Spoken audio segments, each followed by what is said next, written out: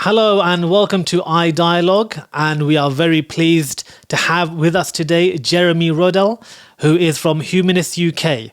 And I'm sure once again we're going to have a very interesting discussion about society, life, death, religion, morals and ethics, and we're going to be looking at these different issues and subjects and delving into them and hopefully trying to come up with a better understanding of each other's points of view. So with that being said, welcome, Jeremy. Thanks very much. Thanks, Naz. It's great to have you here with us today. We're going to go straight into the first question. Mm-hmm. And the first question is really for you to tell me what is humanism and, you know, what are the core values, what you believe in. And it'd be great to hear a little bit about how you yourself came to adopt humanism as your kind of core beliefs. Okay. So, humanism, I should say that I'll speak for myself as a humanist, okay, because I can't speak for all humanists. But it's basically a very simple set of ideas. So, humanism is basically a sort of naturalistic way of looking at the world. So the world's a natural place. We're part of it. We're animals, same as all the others are. And so there's no sort of supernatural, that the supernatural doesn't exist. So, and part of that then is saying, well, how do you find out about that natural world? And so science, looking for evidence, that's a very big part of a humanist worldview. And a key part of that is being willing to change your mind, of course. If new evidence comes along, that's a scientific worldview. And it's for that reason that humanists generally don't believe in God and also think that this is a one life we have, which I'm sure has got some big implications I think we'll probably talk about. So, but the other part of that is then talking about, given that, where does your morality come from? And I'm sure that's a subject which we can explore. And how does meaning and purpose arise for in people's life? But at the core of it is that this is a natural world and we're in it, and make the most of it. And how do you lead? So how do you lead a good life as a non-religious person? Right. That's to me is the core of it. And were you always non-religious in that sense, or did you grow up in a No, I had a very odd background. That my grandfather actually was a refugee from Central. He was Jewish, Central European at the time of he came as a very young man in persecution. So my dad, born in London, was not very religious really, but. That was his background, his identity. My mum was Anglican Church of England, and she converted to liberal Judaism. Judaism's got lots of different versions. Sure. Liberal Judaism when she, year after she married my dad. So they attempted to bring me up into that to some extent. None of my friends were very religious though, and I was always a bit resistant. And when I was at secondary school, it was just assumed that everyone was a Christian. Yeah. Nobody asked. That was just the assumption. And it was a small school, and we used to have our morning assembly every day in the local parish church, which was next to our school, which is very old, beautiful building. And I really liked that. I liked singing the hymns and all of that. And the building on a sunny day and the stained glass windows, it was all lovely. But then I looked at the words. I thought, I don't believe a word of that. Right. And so, in a way, therefore I felt I didn't quite belong in either of these places. Yeah. And that, slightly uncomfortable, but it made me think, what do I really think? Mm-hmm. And I think by the time, late teens, I suppose I was beginning to land. And I suppose by the time I left university, I had more or less the worldview I got. What's interesting about that, and this is a very common thing, is that I didn't know humanism was the word for it for many years later. And in fact, very roughly about 1 in 5, 1 in 4, 1 in 5 people has a sort of broadly humanist worldview. But most of those people don't know that's the name for it. Right. So, the idea of, you kind of mentioned somebody who is maybe not religious, but also somebody who doesn't believe in God. Yeah. So is it a case that humanists don't believe in God? Are they all atheists, or can someone have a religion or some kind of faith but still be a humanist? Not really, no. And because and there's a spectrum of views about religion among humanists. Yeah. There are people who are very anti-religious. Right. Often those are people who've had, in many cases, because they feel they've sort of escaped from something, So, and the history of the movement, obviously, the Christianity the church was very powerful in the society. So there was, in the beginning of the Victorian times, a lot of pushback on that, and we still have 26 bishops in the House of Lords, and all of that. So that's always been a feature. And because of the, looking for evidence thing, I don't know there aren't any humanists who I think believe in God, but there are people who say, if I'm on the basis of the evidence, I'm agnostic in that I don't think this is a question you can answer. There are a few people who are agnostics, but most people are atheists. But I don't like the term atheist, really. I am an atheist, but I don't refer to myself in that way, because I think it's just saying, it's a very one-dimensional thing. It's just saying, it tells you one thing: you don't believe in God. It's very one-dimensional thing. You could be the most wonderful, kind, generous person that the planet has ever seen and be an atheist, or you could be an axe murderer and be an atheist. It doesn't tell you anything. Right. Whereas I'm a humanist, which is about trying to lead a good life, if you can, and failing, of course. But so it's it's a broader thing, of which, so I don't spend a lot of time thinking about what I don't believe in. Right. Nor does anybody else. I mean, in some ways, to me, it might sound like it's its own religion. Even maybe the word religion isn't maybe the most appropriate way to describe it, because there is no link to a higher being, or like there's something supernatural or something beyond this world. But would you say that the sense of belonging that people have within humanism, would it form something close to or resemble something like a religion?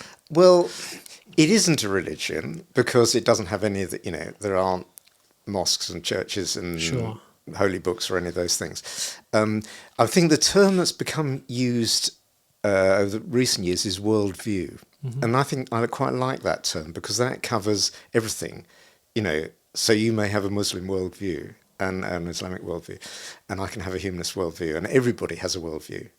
So I think that's quite a useful term, because it plays into some of the same things. But just as religions are different to each other, humanism, I'm involved in it as a movement, but a lot of people don't. That doesn't feature at all. They just, they get their sense of community in other ways, or whatever it is. So I think the worldview thing is, so it looks at some of the big questions that religions look at, though. So in that sense, I agree with you. Yeah. Okay, great.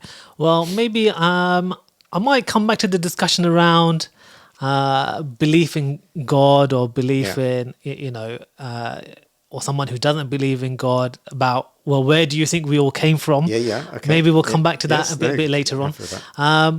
But I'd like to ask you really on the topic of morality and ethics. Yeah. And for many societies, how they decide what is right and what is wrong is in many cases based on, let's say, some form of theological view that they might have, whether that be from a Christianity background, Muslim background, Jewish, or whatever it might be. Yeah. Now, I understand that as a humanist, in terms of the people who would adopt humanism as a worldview, that's really, I guess, it's coupled very much with secularism. Would you say that? We can talk about secularism as. Should we talk about secularism? Let's talk about secularism first. Yeah. Okay, let's start with secularism.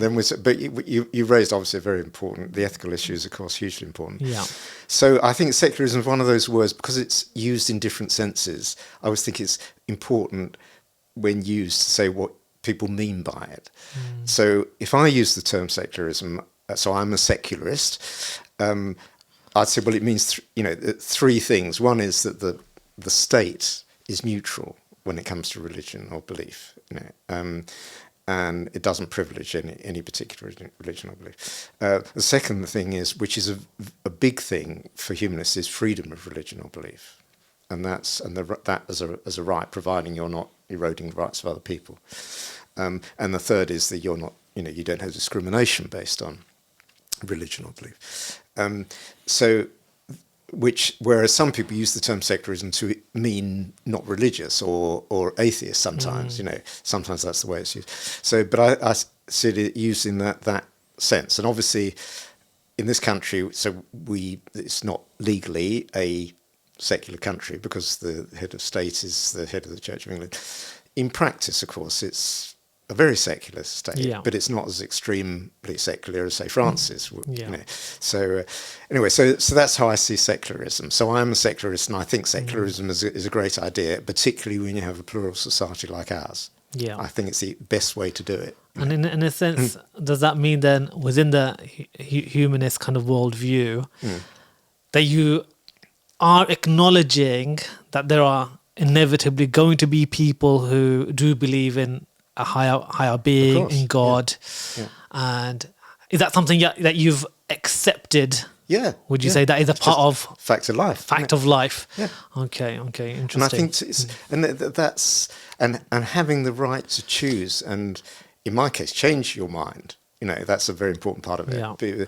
That's all very, very important part of secularism. So I would defend the right of somebody, even if they're a bit annoying, the Christian preacher standing on the street corner shouting at people. I'd even defend the right to do that, because providing you're not doing any damage to anybody else, you have that right, and that's a core thing. Once you start losing that, some very bad things can happen. So freedom of religion and belief, very important thing, I think, which sort of takes us in the direction of because that's a sort of ethical thing. Because I guess the question that arises is, how do you actually know what is right, what is wrong, what should be permitted, what should not be permitted? I think this is of course, a fundamental question for any society. Yeah. Now, for me, as somebody who believes in a creator, and yes, I believe that there is a God who created the universe, the world we live in. As human beings, we are reliant upon that God. And I believe that he revealed scripture to humanity. Then, then in a sense, it's fairly simple to me, but I'm welcome to be questioned upon it. So on the topic of secularism, and you've mentioned how that as a humanist you acknowledge and you accept that there are going to be people who have a religious view. Of course. And the question I would ask is, well, how do you know what is right, what is wrong? How do you determine what should be allowed or not allowed? Yeah.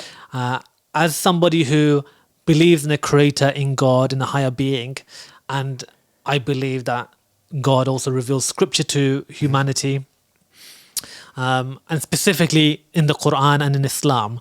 Yeah. I think it's fairly simple for me to say, this greater being, God, he has determined what is right, what is wrong. Yep. Not me, not you, not another human being, somebody, or not somebody, but an entity who has created all things. I defer to this entity in regards to how I should live my life and so on. Right. So the question is then, as a humanist, and maybe even as and it's a question I have, even within the secular kind of ideology as well.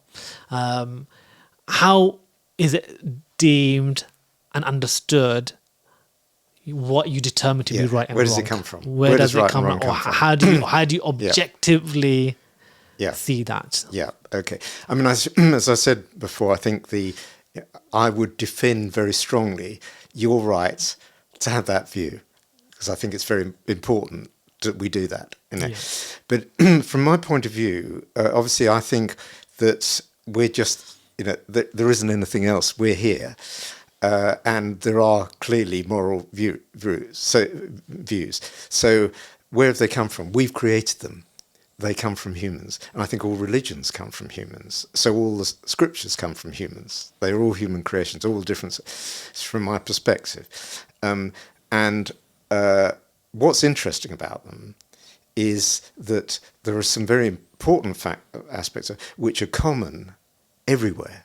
The most famous of those is the Golden Rule: treat other people the way you would like to be treated in their position. Yeah. So every religion virtually and ethical philosophy have that. I think the earliest one I've seen is Confucius, 2,500 years ago.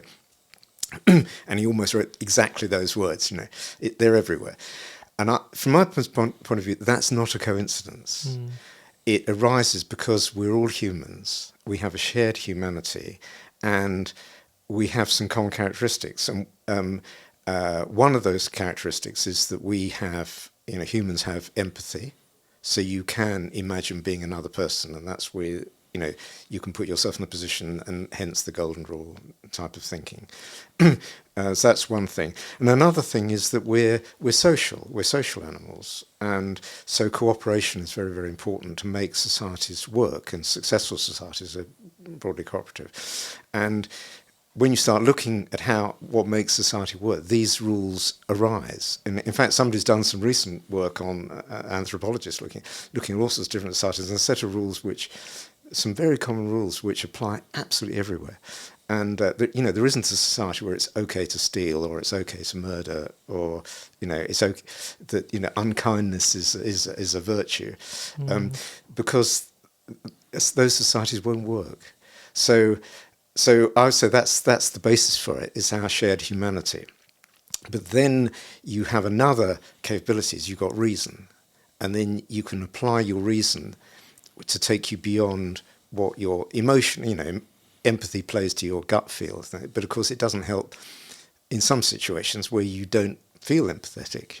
But then you have to apply your reason. And so it's putting those two things together is the core. Think through what are the consequences of things, and so that's where these moral codes, I think, have arisen. I mean, you can see why they got embedded from a religious point of view, because that's how leaders want people to move in a certain direction. But they all came up with very similar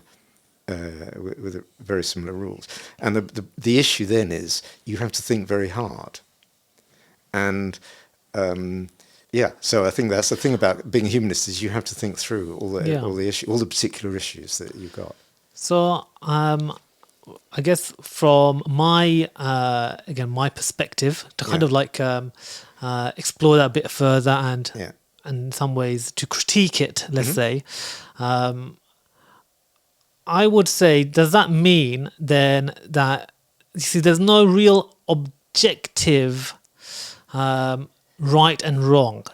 And I say this because, like I say, if society is kind of determining what they believe is right or wrong, what should be allowed, not allowed, and we've seen, like I said, different societies actually do come up with what they might deem to be acceptable or not acceptable. What is legal, what is not legal. You see, I would say, so something even in the UK today might be legal, might be allowed. Like recently, there's the laws around euthanasia being kind of put through and going to be legalized. Yes. Whereas previously, this was something which is illegal. The question that arises is that in that case, we are saying that there is no objective right and wrong, because something which is right one day can be wrong the next day. And while I accept, of course, as somebody who might be secular or humanist, in a sense, you would have to. Would you just go with the predominant view of what people believe? Well, no, because I think there are, as I said before, there are some things which are clearly there isn't any disagreement. So I think when you're thinking these things through, I think a key touchstone, which is objective, is about human suffering and well-being. and to some extent extends it to other animals as well. That's a key. Everybody understands what those are. I mean, sometimes people talk about happiness. I find that a very unhelpful term, but well-being and suffering, which is the negative. So can you minimize suffering, maximize well-being? That's a core thing. And I think, once you hang on to that idea, then you can start looking at things. Now, of course, straight away, you get into issues where you need to think, where you get dilemmas, and you have to think like the assisted. I feel very strongly about assisted dying. I think it should be legalized, but is that generically something that humanists would believe? Or generally, yes, yeah. people feel very. But I can see that there's ethical issues with that, because obviously what you don't want to do is feel that anybody, pressurized to do that. What you wanted is a degree of freedom, a right that you have to choose about the time and manner of your own death. I want to have that right. But equally, you should have a right, you must have a right to be, say, well, the default is your life is continuing and everyone will help you with that, as long as you want. That must be the default, because that's all. But the guideline underneath all of that is minimizing suffering, maximizing well-being, and I think that is something we can all relate to, and it's an absolute. Where you get the arguments is the consequence of thinking through what that means, and some of these ethical issues are very complicated, and we change our view. You change your view. Yeah, and we may not be able to answer all these complicated ethical views in today's discussion.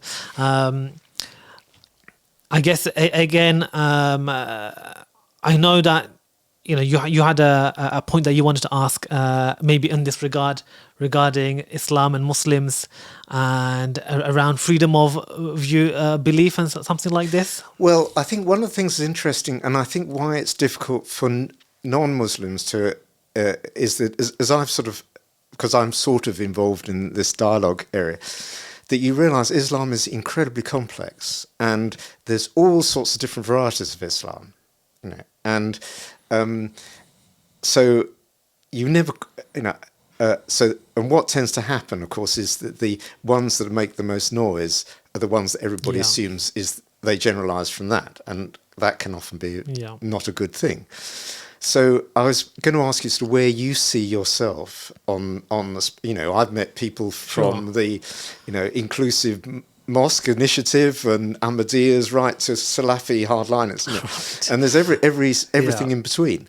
So where do you see yourself on that? Okay, that's an interesting question. I'd probably say I see myself. We often say there's a saying in Islam which is that you should take the middle path. Yes. Yeah. So I will describe myself as being on that middle path, and I would justify that saying because of the very fact that one, we're having this discussion and dialogue here today, because very much I do believe that within the sphere of Islam, yes, as much as there is a duty and obligation upon me to present Islam to you, and this is one of the tenets of Islam, you could say, because it is a religion which promotes and propagates itself, and that should be something that Muslims should be doing. We know that there are clear verses of Quran which say there is no compulsion within the religion. Yes. Yeah. And so that means that yes, while we can present, promote, and we can convey with wisdom and with evidence, there is not any suggestion that this is done through force. And again, sometimes, or really maybe more so when I was growing up, there was always this kind of a notion or idea that was around, which is Islam spread by the sword. Yeah. And maybe I don't hear that so much nowadays, but that could be because of simply the environment that I'm in. Yeah. But yes, going back to this idea of did Islam spread by force and by the sword, I think historically when we look at this, I would say no. And again, one can question and can kind of reflect on whether it's even possible to really convince somebody of something by force. Maybe some people may have converted to a certain belief, whether it be Islam or Christianity or something else, because of some form of benefit to them. That's possible. But what I can suggest is that actually when Islam came to new people, new lands, and sometimes those lands would be through maybe conquering of the land itself, i.e. taking authority over a group of people. That meant that the people were able to see what Islam actually was about. It removed some of the misconceptions to an extent, I would argue and I would say, about what Islam is, which allowed people then to embrace it freely and willingly. And so, you know, in the present day, we have over a billion Muslims right across the whole world, from Western European free countries to, of course, you know, to countries which are, you know, very much under oppression of different sorts. But Islam exists because, like, the tenets of Islam are that one believes in one God, one creator, and that Muhammad was his last and final messenger, peace be upon him. Really, that testimony of faith is what makes a Muslim. Now, we could look at this a little bit more and say, well, within that testimony of faith, there are some pillars and some core tenets of Islam, in terms of what one must believe in. So believing in the Day of Judgment, the afterlife, in angels, in hellfire, in predestination. Some of these matters, if somebody believes in these, then I would call them and I would regard them as a Muslim, as long as they didn't then kind of break some other definitive aspect or tenet of faith. So it's a bit like how you mentioned, maybe as a humanist can't really believe in God. Similarly, I guess a Muslim can't believe that there is no God. A Muslim can't believe that there is a prophet after the Prophet Muhammad. And I know that could be a point of discussion there, because there are some people who will say they have a belief in some form of a prophet. The Ahmadiyas do. You know, they regard themselves as a Muslim. However, I don't. That's because of the tenets of faith which I hold and I believe are true and I believe are correct. Which is the mainstream view. So one of the things that you mentioned you mentioned some very, very interesting things there. But one of them early on was the point about Islam requiring people to tell other people, but it's more than just tell, is to seek to convert people to Islam. You know. Now, how do you feel that fits with a plural society? Because as a secularist, what I want is a plural society where we do have people with differing religions of belief, including Islam and humanism and whatever people want. But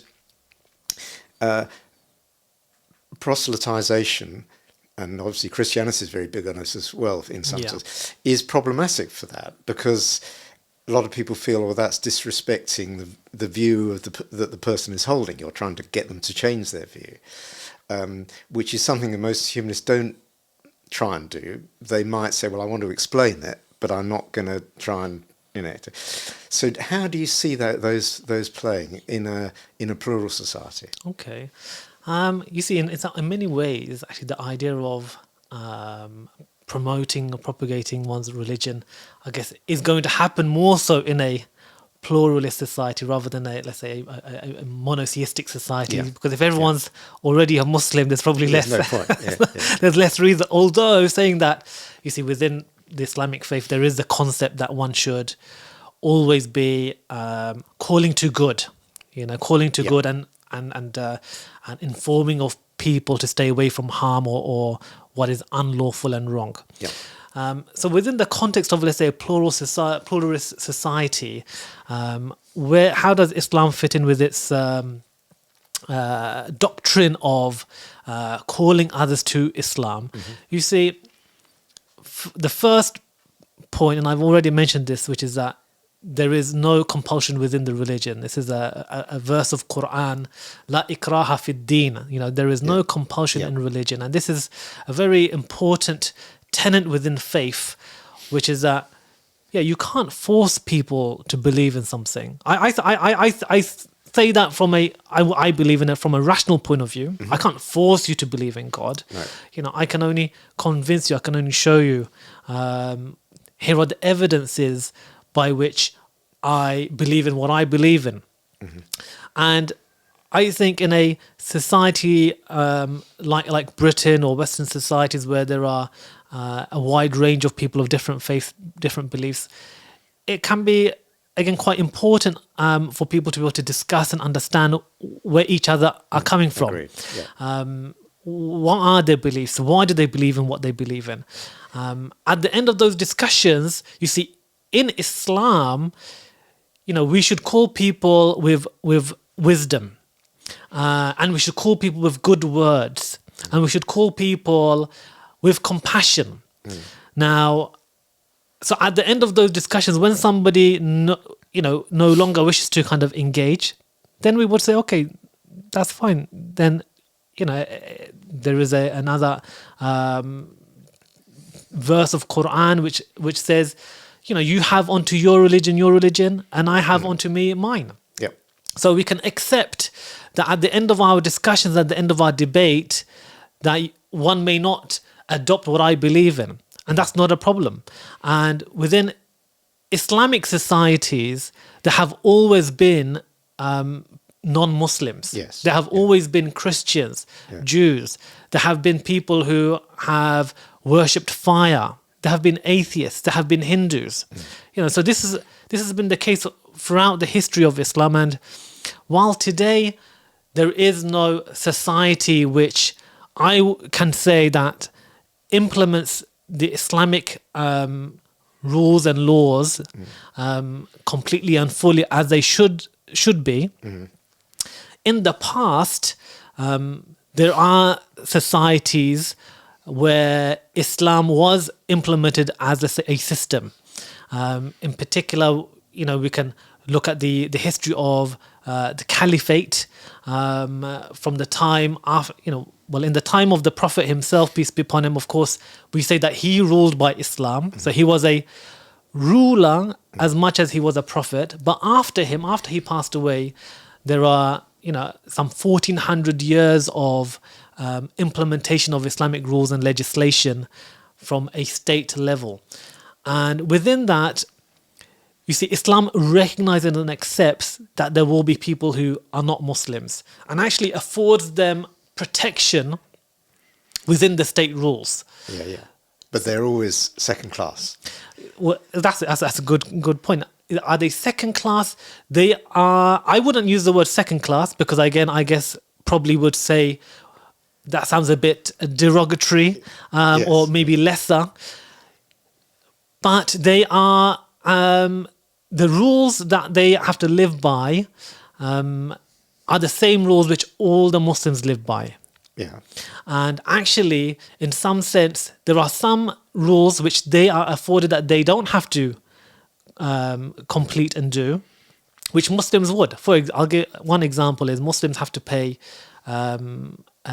zakat, which is like a charity tax, you might say, religious tax in many ways. But non-Muslims don't pay this this religious tax. They have to pay different tax, jizya, which is the scholars have all said that this is a lot smaller amount than what Muslims would pay, but that's actually to afford them the right of protection. That actually it's a duty of Muslims, if there was ever let's say a fight or a war between the state of the Muslims with a foreign state, then actually it's the duty of the Muslims to fight and protect the non-Muslim residents. So So what would happen though if somebody who's an apostate, and somebody in that situation say, well, because obviously I know people who are, and some of those have had a very, very hard time. I understand, So how do you see that? Okay, that's a good question, good point. So the apostate within Islam, I think, you're probably aware, and most people are aware, that within Islam there is a ruling, a theological ruling, which is that the one who changes his religion, that person should be killed. So this is a Sharia rule, or a legal rule, which is quite well known and established, but we have to unpick this a little bit, and I think this is important. Firstly, this ruling is actually underpinned with the notion that this person is going to be causing harm to society, rather than just a harm to themselves. Right. And what I mean by this is because there are, and those who have kind of discussed this topic have looked at this from the perspective of, firstly, when somebody changes their religion, let's say somebody didn't want to believe in Islam anymore. Well, they could, within their heart, they can not believe. And nobody would know. Nobody, there would be no punishment on that person as such, physical punishment. As within the Islamic doctrine, of course, that person would be regarded as somebody who has now left their faith and actually are causing themselves great harm. But when it comes to somebody professing, let's say, openly and publicly, I have left Islam, or I believe Quran is wrong, or this and that. You see, within the Islamic kind of discussions on this point, this is seen more as somebody who's trying to cause harm to the Islamic community and Islamic society. And the best way probably I can give an analogy of that is somebody who, if somebody who might cause other types of harm to society, let's say a drug dealer, one could argue, what is wrong with selling or taking drugs? Most societies will say, it's wrong because it causes someone harm, so on and so forth. And we know in some societies, some countries, the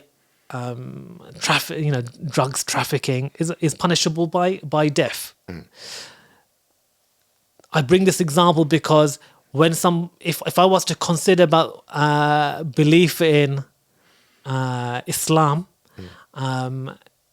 if I believe that somebody's very well-being, not only in this world, but their everlasting well-being, is going to be put to great harm if they reject and renounce Islam. Like I said, for them itself, it would be very harmful, and I'd want to stop them. Even if through warning or through potential punishment, a bit like might be a crude example, but I'll give it to you. A bit like saying to a child, "Don't go near the fire. Don't touch the fire. You're going to get." But I mean, this is quite a fundamental difference between us, isn't it? Yeah. Because I would say that's a violation of freedom of religion or belief. It's that just as I would defend the right of somebody to become a Muslim who wasn't a Muslim before, that's part of your freedom of religion. They must have the freedom to go the other way, So, and the same would apply to any other religion or not. That's a core thing, I think. And going back to the touchstone of human suffering and well-being, you can't, if somebody is actually concluded, well, this isn't for me, and I'm not going to pretend to fast on Ramadan or whatever it is. And obviously, we know a lot of people do that who change their hearts. Because they fear the consequences of being open about it. And so to me that's a very negative thing, that is causing them suffering, and it's not a harm in a plural society because things are moving around all the time anyway. That's just normal. And so I think that's an interesting point of. That's an interesting point of difference. Yeah, that is quite a big point, exactly, because, like I said, I think, and I don't know if you can appreciate the kind of the position that I'm kind of presenting here, which is that from the Islamic doctrinal kind of point of view, it's, you could say it's a protection. It's affording the doctrine itself protection in the most kind of definitive way possible. And from that point of view, I would say even rationally, I think I would say it makes sense because if I was to put forward again the whole concept of a drug dealer again, why? And I understand that, but it seems to me it's exactly the same argument that the Catholic Church would use about heresy. And they would say, well, we're going to torture you until you change your mind or burn you at the stake if you refuse, to protect the integrity of the society and the church. That would be the argument for doing it. But I think most people now would say that was grossly immoral thing to do, and you're causing suffering. And so, and it seems to me they're exactly the same, so it's the same argument about heresy and blasphemy and all those things. So I think that would be a very big difference. So I've got a principle thing because I said, well, let's look at it, apply the acid test of human suffering. Now I acknowledge that that in assessing suffering, you should look at society, sometimes as a society as a whole, because you don't say, somebody's caught, robbing a jewelry store, and they're caught, and they come before the court, and they're found guilty, and the judge says, before I sentence you, have you got anything to say? And the robber says, you're forgetting the golden rule. What would you like to happen in my situation? Surely you should set me free. And the judge would say, no, because actually the interest of wider society is we don't have people who are robbing, doing robberies. So you do have that element, but this one seems to lead in a very, particularly when you have a plural society where it's not a question of maintaining a monotheistic structure, and we've seen in the past this can lead to some very, very terrible situations. And I know people personally who've actually have been in this, not only actually from Islam. I know some people, ex-Jehovah's Witnesses, very, where the threat isn't death, and in this country, the threat for leaving Islam isn't death in practice. But the punishment is still the same because, your friends and your family cross the street to avoid you. And it's terrible. And I think, one point to pick up on there is while the theological and the legislative kind of rule, which I've kind of stated, is for whoever changes their religion, that it would be death or capital punishment. You see, in practice, again, like I said, actually in practice, even historically, we can see that there are fewer examples of where that may have occurred, because of, again, within the Islamic society itself, people have been able to adapt according to the communities that they are in. You even we've kind of talked about how within Islam itself there are lots of different, let's say, strands to Islam and how people have adopted it and are practicing it. And I kind of go back to this point, which is that the actual essence of the rule is, while it exists there for the individual, is less so about the individual leaving the religion, and actually more so about protection of the community and of and the essence of the state, you could say, because even for the rule to be applied according to Islamic law, it's not. I couldn't determine the implementation of such a rule. It would have to be done by or through a judicial system, and through ultimately the head of state or the ruler of that place. So But if somebody says, yes, but, yeah, you're right, I don't believe in this anymore, and, and I'm an atheist, and then, what would be the consequence? Yes. And in that situation, look, I'm not going to not state what the consequence is, because I can, like I said, I can only state what the rule is and what the law is. Yeah. And the rule and the law would say in that situation, that person, the capital punishment would apply. But I would look at this from the point of view, I don't see this necessarily any different to, let's say somebody commits murder. We know in some states, obviously not the UK, but in America, other countries, the punishment can be death. It can be capital punishment, and in that situation, you see, if we place somebody who's kind of professing a reneging on Islam from a state point of view. But I think this goes as a fundamental thing about.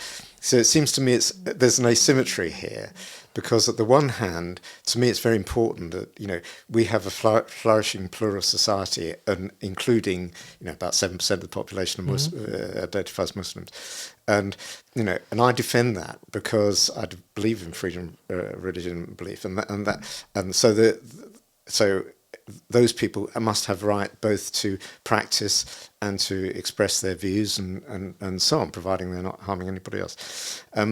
But it's not the other way round. So it seems one-sided. And, it's just like, I say, the Catholic Church was, when if you say, well, I renounce, like Galileo was shown the instruments of torture famously for saying regarded as blasphemy for say that the earth went round the sun. So,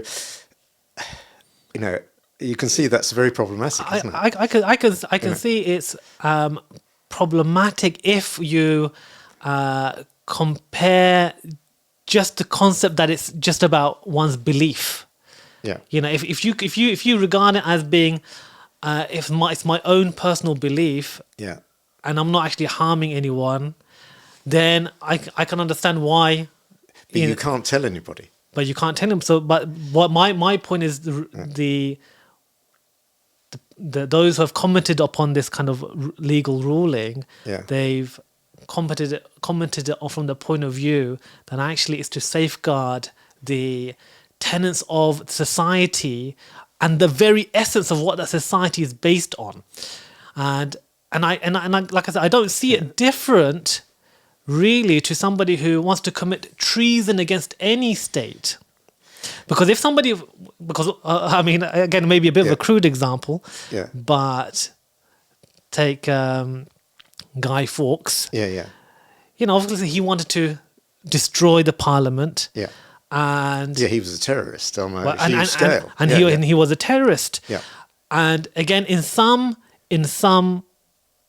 countries, again, terrorism itself is also punishable by capital crime. It's punishable here. Not by capital, but right. And I guess my point is, from an Islamic point of view, somebody who is trying to or let's say not destroy, but somebody who's promoting an idea which is potentially targeting the very essence of that state. That's where the punishment comes in. Supposing you're in a state like ours, where that is not true, isn't it? Because nobody cares. That you can do what you want. So I can see if you're in a non-individualistic society where there's a uniformity that is being maintained, I can see where people threats to that uniformity, which might be religious or political, they get stamped on. Obviously I don't agree with that, but you can see, but that's not true of a plural society.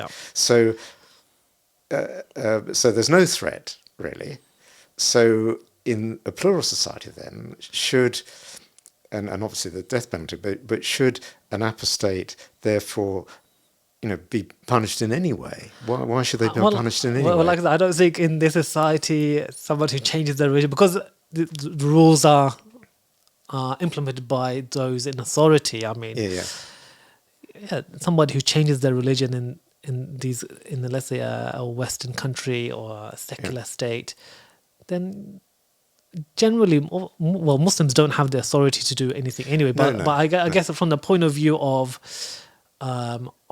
should it be seen as something which is acceptable? Yeah. Maybe this is the question.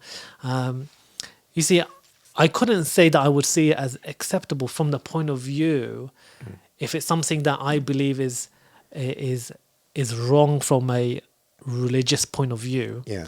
Then of course I would have to say to that person, look, you should remain a Muslim. Yeah. But of course my duty in this situation would be to explain to them again where the tenets of faith are based on and why these are stronger. Supposing that was one of your children, what would you do?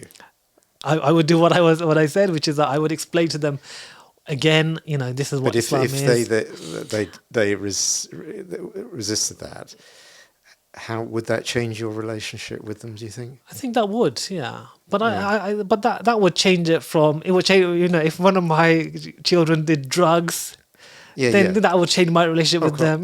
Do you say if one of my children did something, something from the perspective that I don't agree with, disapproved of, then of course it would. Yeah. Now, would you still love them? Would you still love them as your children? I think I would. Yeah. Because I mean you can't, because I would still have I would have a sense of responsibility. Yeah. From that perspective, I don't think I could change that. But I have a sense of responsibility. Then this is a good point, from even to yourself. Yeah. As somebody who obviously I've met today, or to any other non-Muslim. Of course. We all have responsibility to each other. We all have responsibility to each other, and actually, and really that point of view isn't something that's conveyed to me just because I believe it's right, but that is a doctrinal kind of point of view as well.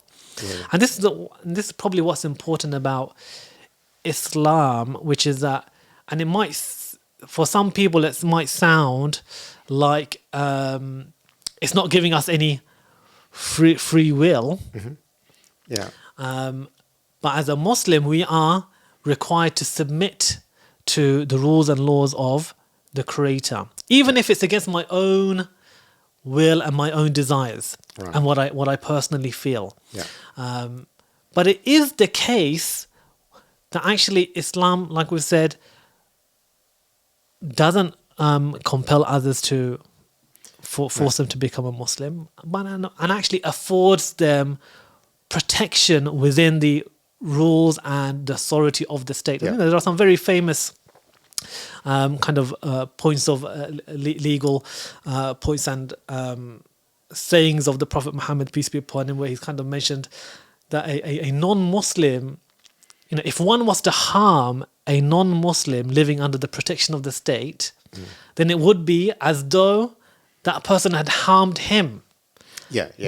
So this is always, from the doctrinal point of view, I think it's absolutely right to say that Muslims see themselves as, you might say, as caretakers and guardians over not only just Muslims but also non-Muslims in their care. Yes. Yeah. Yes. That's very interesting. So, but the idea, the sort of thinking behind it is of a society which is run under those rules. That's the model, and which is. Can we explore something different there that you mentioned a little while back? Yeah, sure. Sort of in passing, which was about the future and about what. So obviously, I said early on that I think. I think this is the one life we have. Yeah. And so humanist views, you make the most of it and you help other people make the most of their lives because it's such a precious thing. That's a sort of humanist view. So if you go to a humanist funeral, it'll obviously be there to support the people who've lost the person. But it'll also be a celebration of that, the person's life. And and it's done in lots of different ways, according, no rules about it. how do you? So that's quite a big difference, isn't it? Because how do you see? Do you see an afterlife as being more significant than this life? Do you see that, or is that going too far? No, that's again. I think in the afterlife for Muslims, you could say for in some ways the real life. Okay. Muslims see this life as a test. Yeah. Ultimately, Yeah. that in this life we are here for a short period of time, and the afterlife is forever. Yeah. We've been kind of an analogy that's been given to us is that we should regard this life like we are on a journey. Yeah. And we haven't reached our destination yet. We're here. We're just traveling through this life for a short period of time. But where we end up will be determined by how we conduct ourselves on this journey, on this temporary kind of time. Yeah. So that is why it is important to us that we reflect carefully about how we conduct ourselves, and kind of you talked about relationships, before. It's not just relationship between myself and another human being, but yes, I also have a relationship between myself and God as well. Yeah. That's what we believe. Yeah. So I have to make sure that my relationship with God is correct and is right and is strong, and my relationship with other human beings is according to also what God wills. Now, earlier on we talked about a little bit about morals and ethics, and again, in a sense, look, I would say that without guidance from God, we will never really know objectively. And I know you talked about maybe a little bit about some of the golden rules. Yeah, and the core of suffering and the core well-being, of suffering and well-being. Yeah. You see, I would say that while those notions sound right and appropriate, you see, if you apply those notions, let's say in an absolute way, that society again doesn't quite function, doesn't quite work. No, you got to think through every case. You got to think through this. So this is I don't know if I answered your previous question, but feel free to come back to me. But I would want to ask you. Yeah. So each of those cases that you look at. Yeah. Then you see, where in Islam it gives guidance on how you should regard each case. How would a humanist be able to do that in a successful way? Because ultimately, you and I can and most likely will disagree. It's a bit like what they say about you ask some economists about the economy, how we should proceed, and you have 5 in the room, and all 5 will get 5 different answers, won't you? That's what we're gonna end up with, different answers. And I know, in the end, maybe you have to compromise to an extent. Would you agree with that as a humanist? Yeah, of course. Yeah, and I think you get different views from different humanists because there's diversity. Yeah. People will the sort of slogan is "Think for yourself, act for everyone" is a sort of humanist slogan. Right. And that's true. So if you think for yourself, you may come to different conclusions to the next guy or the next one.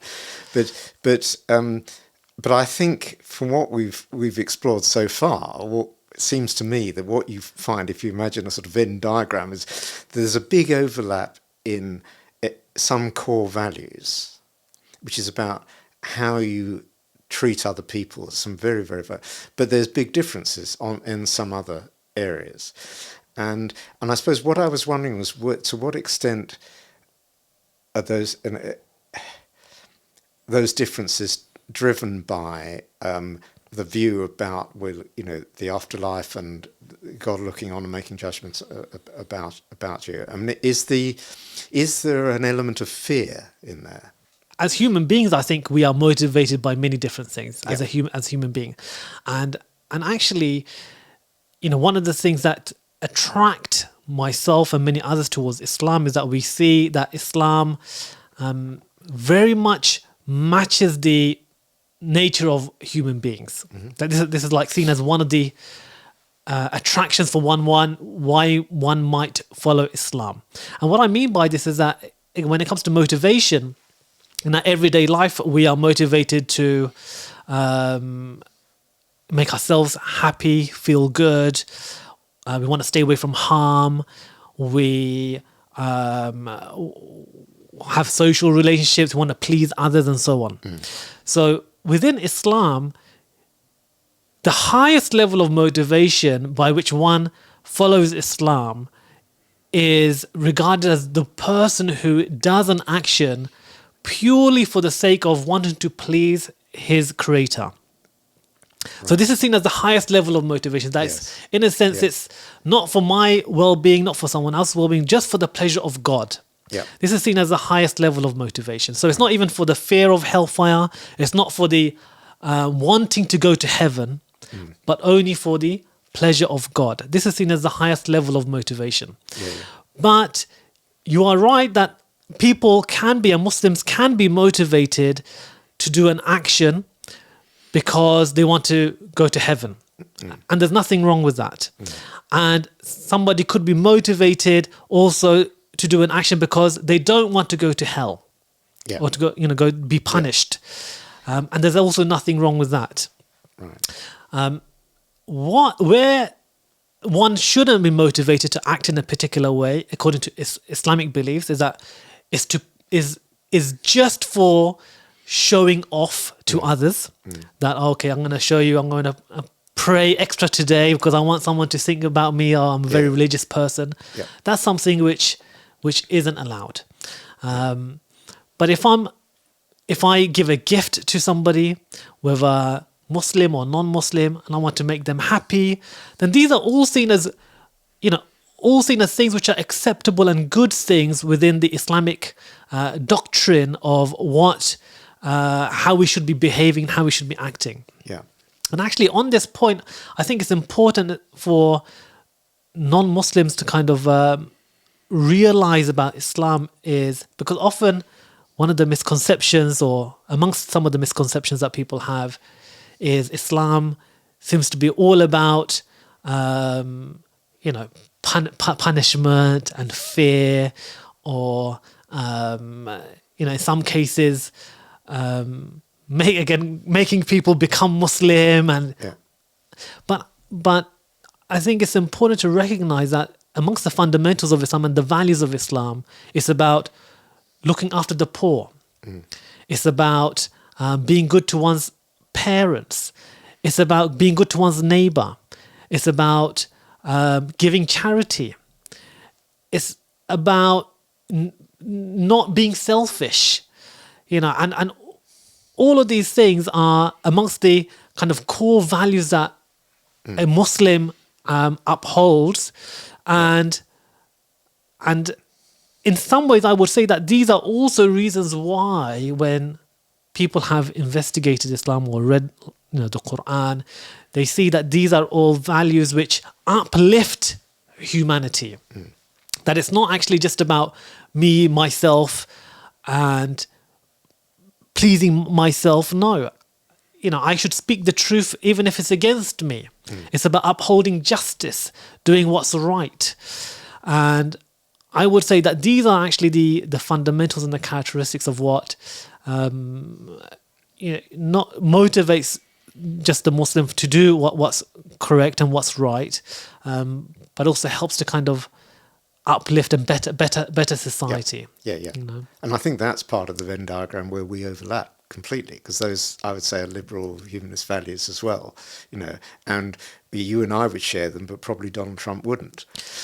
Yeah, exactly. So it's an interesting thing. Yeah, definitely. And this is the another point of discussion, really. Like you say, when we look at society right now, and America, Donald Trump, some of the things that he's saying, he's doing, his views around the solution for Gaza, Palestine.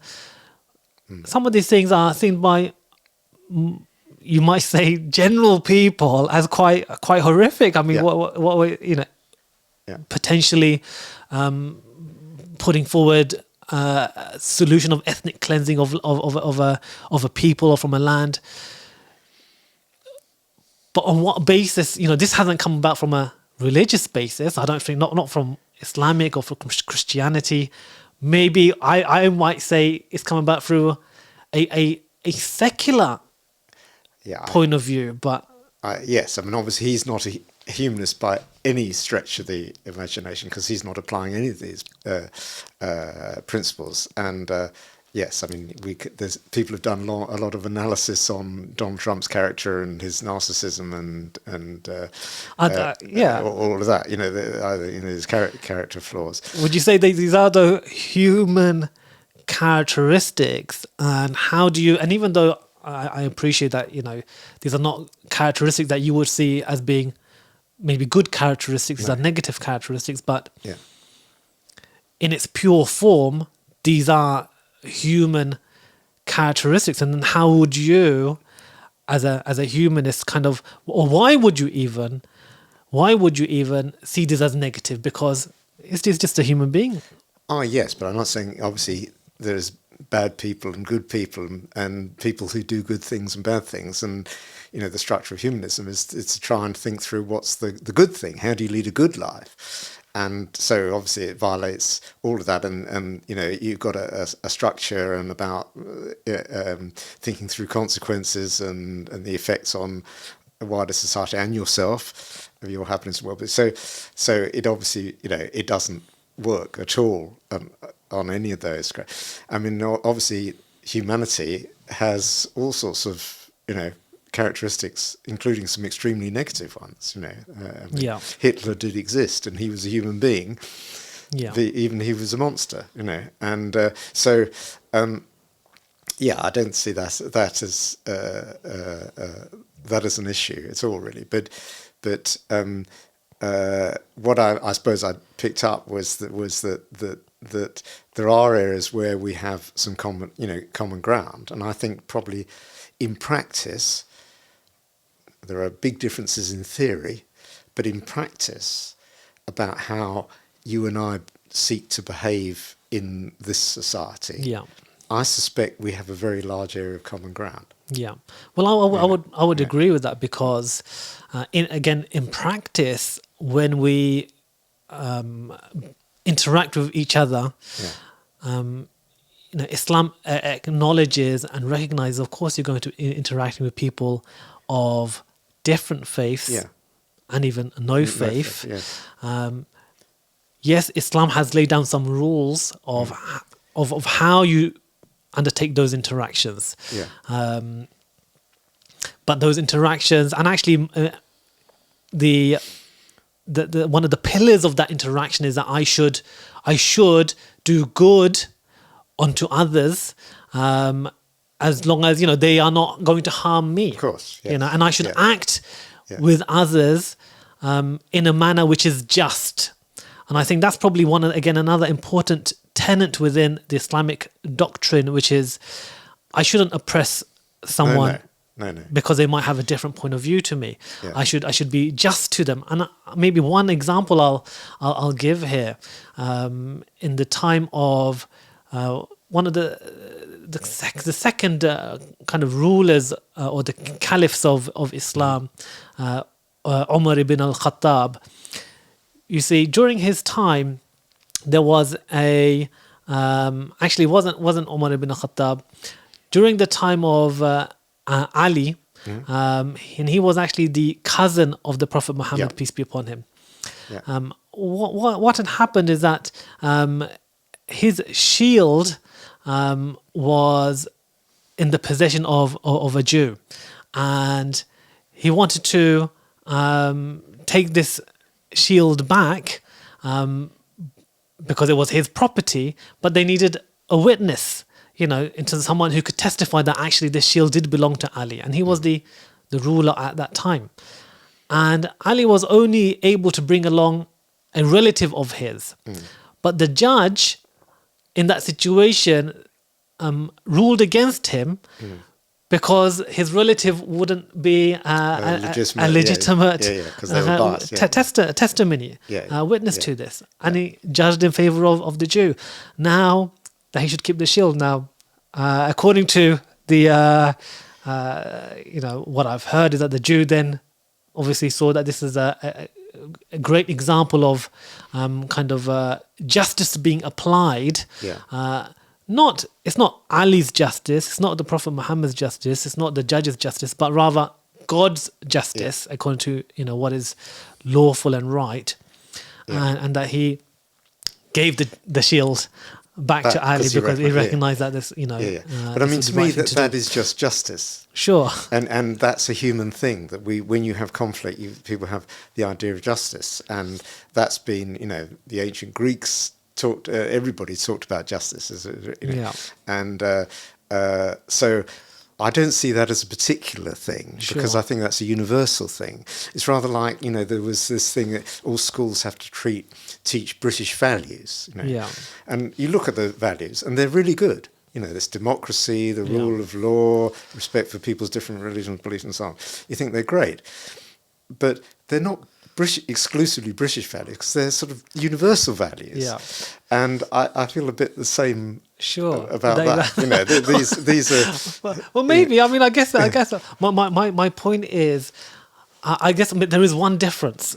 I would say, which is that the Islamic rules and law, the Sharia, is something which is embedded within the doctrine and not susceptible to, or shouldn't be susceptible to change according to the individual's whims and desires. Right. Whereas I would argue and I would say that within secular societies, we can see that from time to time, and as time passes, rules, laws, and what is perceived to be right and wrong changes over time.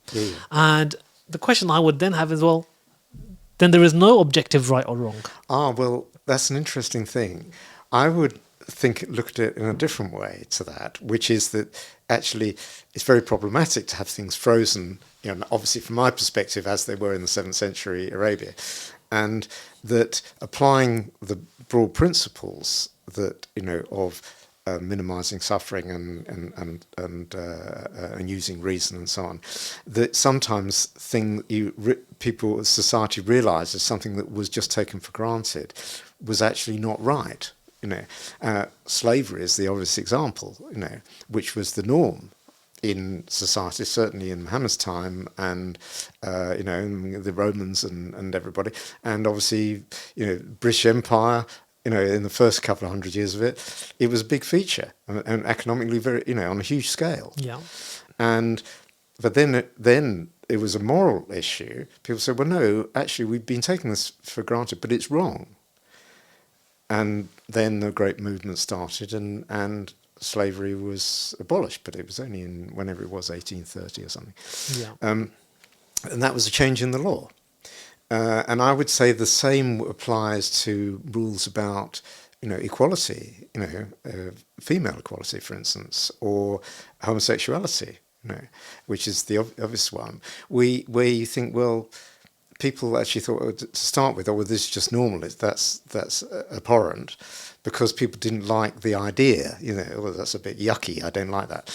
But actually, when you think about it rationally, and you think about it in terms of human suffering and well-being, then you suddenly think, wait a minute, there's a whole class of people who've been terribly mistreated for, millennia, and we should change the law to stop that suffering, And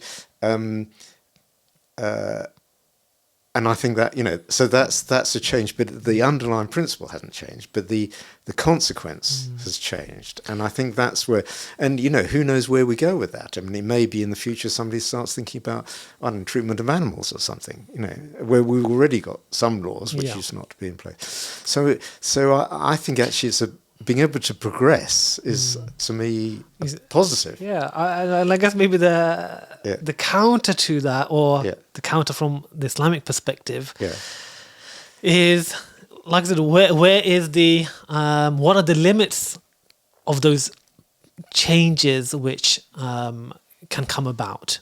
Right. Because like something which is maybe legal in the past, we're saying, okay, is now illegal. Something Yeah. which is illegal in the past is now legal. Yeah. But there are no parameters, I would say, really, because as much as, one can argue and say, well, the parameters are there according to what we believe is not to bring about suffering onto others, let's say. Yeah. But I could argue, actually, or one could argue and say, well, by these changes or a particular change, I am suffering. It's basically one person's right over someone else's ultimately. There are always going to be some people who will disagree with a Oh, of course, yeah. rule or law legislation, isn't it? Even the fact that it's changing, they don't like it. They don't like it. Yeah. But my point is probably a bit more fundamental than that. Is there will always be people. It will always be to the detriment to someone else. Not always, though. Not always. If you take the homosexuality one, I'm not sure I can see how that's detrimental to anybody. I know people who, obviously, people again, the chief executive of Humanist UK being example. Yeah. And with long-term relationships and people, and they just, you think, well, how it just astonishes me that could ever be considered wrong, because they just seem to be normal to me, Right, and I think most people, young people, see that they just say, well, what's the issue here, So that one, and the same with women's equality, I think, where actually you can argue that Islam was actually ahead of the game on that for quite a long time. Yeah, in some aspects, yeah. But because we had until not that long ago in the UK, once a woman got married, she was a chattel of her husband, and not an independent person. But we've said, well, that was wrong, and I don't see any downside of that. That of all the equality law, the Equality Act, I think that's all, that was all moving in the right direction, and I can't see any downside. If it did have, I think what is about realising past downsides. So you're throwing off the... Well, this is the issue, isn't it? You won't really know the downside until maybe in another 20, 30 years or whatever it is, and somebody might say, well, actually, this rule, this law needs to change, because in our present, you're always going to consider, okay, the laws that we have right now are right and are appropriate, but it's only when the problem or the issues arise, and I don't know, we don't want to talk about it from a theoretical point of view, really, but you only recognize, okay, then there would be no change in the rules and the laws if there was no downside, because inevitably in the future something there will be, may but change. not necessarily in those things. We haven't gone back and we haven't we haven't re-legalized slavery. We haven't said, well, no, it's okay now for women to become chattel to their husbands. Yeah. None of the, it's a ratchet. It's only going in one direction. The future changes maybe because there are things that we accept now as new. Look, I'll give you an example. It's a Donald Trump example. Yeah. He's spoken about the whole diversity, equality, and inclusion kind of agenda. Yeah. So he sees it as a negative thing. Yes. And inevitably, again, there'll be some people who will agree with him. Yeah. What would be your view on Well, that? obviously, I disagree with him, but I think that's not a law. That was about a societal change to try and shift things gently in a particular direction. So that's almost like a political thing, and obviously there are going to be differences, and things will swing around, from that point of view. So I think that's a bit different. If he were to take it to the extent where suddenly there was a change in the law in America that said that black people were no longer allowed to, reintroduce Jim Crow laws, and black people could no longer go into white coffee bars or something, then of course you'd say, well, that's hugely, that would be terrible. Yeah. But he's not proposing that yet. Well, Who knows where he's going to go? Where he might go with Yeah, that. yeah. Exactly. I think all bets are off on that. You know, you ask the Ukrainians. Yeah. But on that again, on that similar kind of point, you could look at the whole laws around abortion. Yes. So yeah. while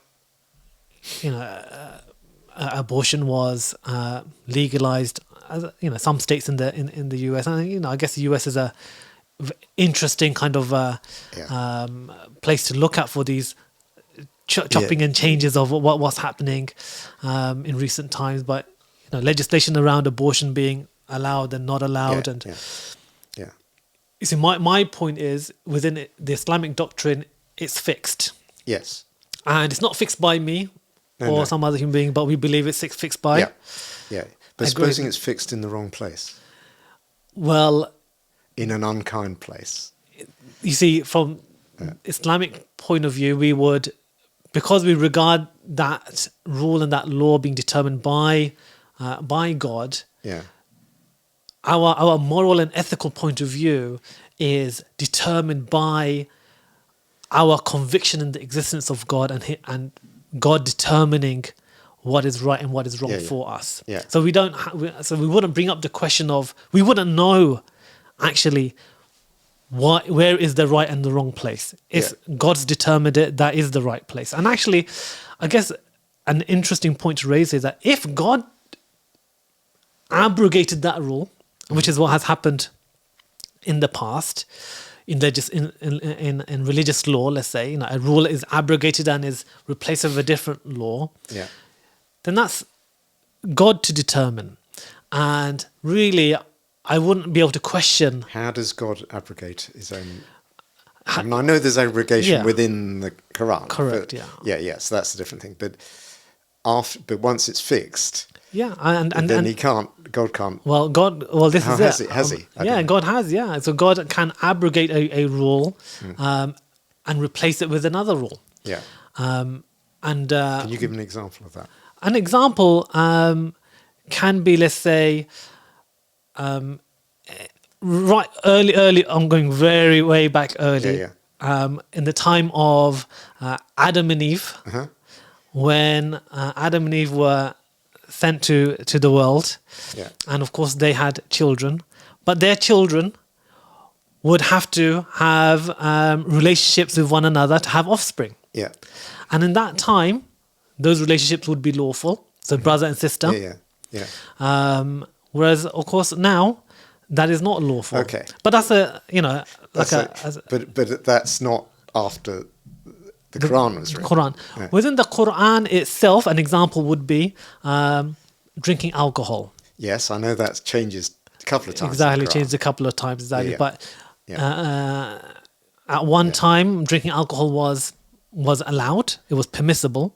Yes, providing you mustn't be drunk praying. I correct, think, right? exactly. That's the rule. Exactly. Yeah. And then eventually leading to it's hardened up a bit. That's right. Kind of staying away from alcohol completely. Yeah. So that's another example of abrogation. Yeah, but once all of these things are fixed, you're saying basically that they're fixed. You can't. But if there was something where there was a clear harm, I mean, if we take the homosexuality one, for instance, used to be on our, I don't know what it is now, but I think it was on our £10 note. There's a picture of Alan Turing. Now here's a famous a gay guy, genius, who did wonderful things during the Second World War and all of that. But he was then, chemically castrated because he did, and he eventually committed suicide because of views about homosexuality. Yeah. And I would say that was morally wrong. You see, it's difficult to kind of discuss this particular example because from an Islamic point of view, because of the fact that we're talking about a person who was gay within a secular society ultimately. Now, because within Islam itself, I'm sure you know that that homosexual relationships are not permitted. Yeah.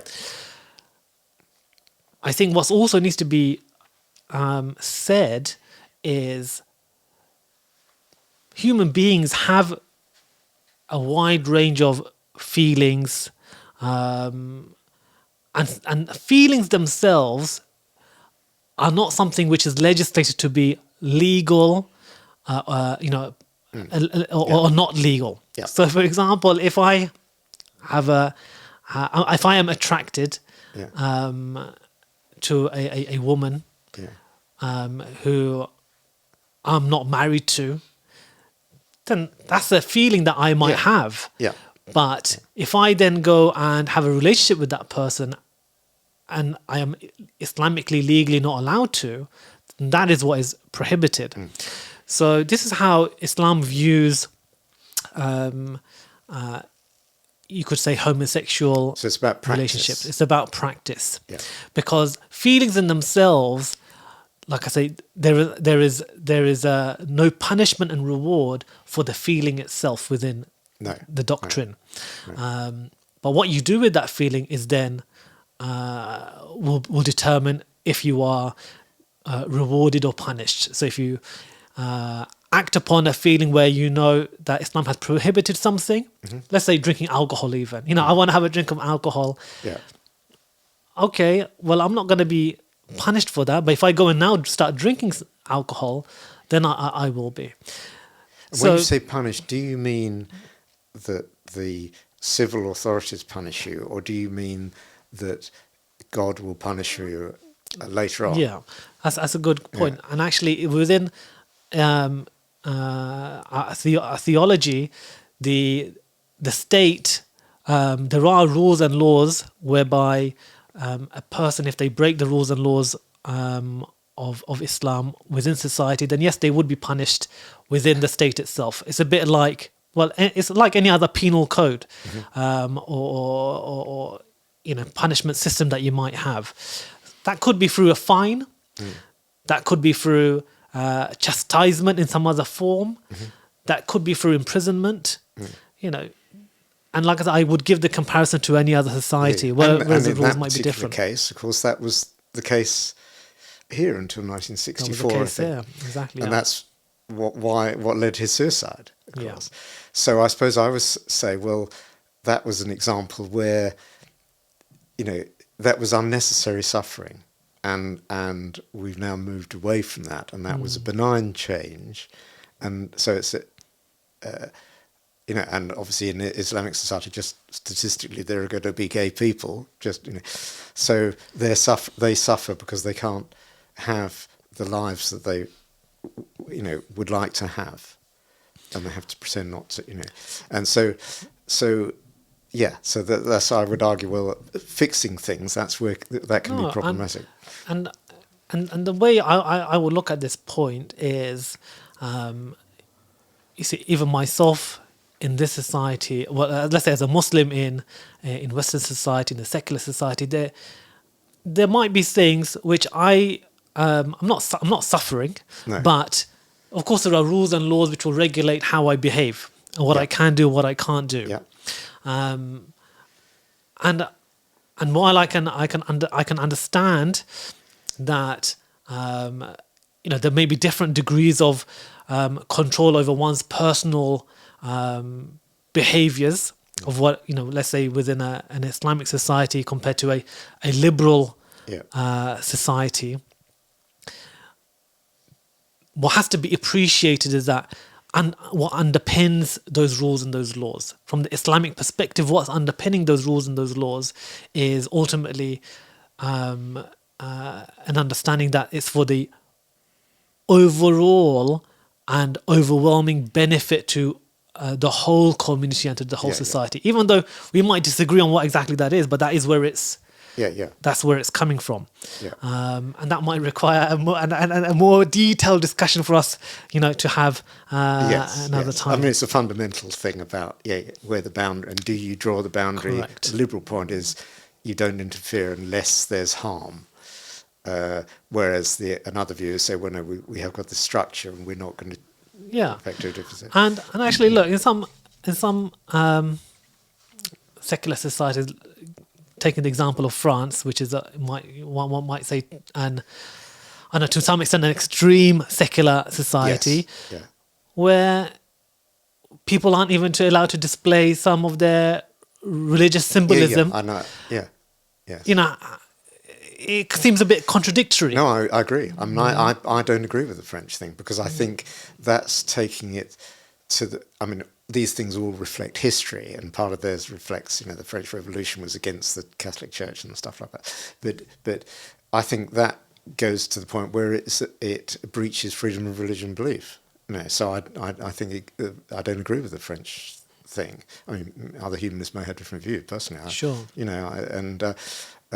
So yeah, because I think you've got to keep coming back to that freedom of religion belief thing. Yeah. Because it's so valuable. That's one of the things I think we don't appreciate. A lot of people don't appreciate this. It's so valuable that you and I can have this conversation, and it's fine. Yeah, absolutely. Isn't that a wonderful thing? No, that is a good thing. Yeah, Yeah. I mean, I think again, and I think it's a good thing from an Islamic point of view as well. Yeah, Yeah, it is. Jeremy, let me maybe finish up on a question to you then, which is, from the humanist perspective, what makes a humanist happy, and how do you find fulfillment in your life? Because I think I've spoken a little bit about, as a Muslim, really what would fulfill a Muslim in our life is seeking the pleasure of God. Mm-hmm.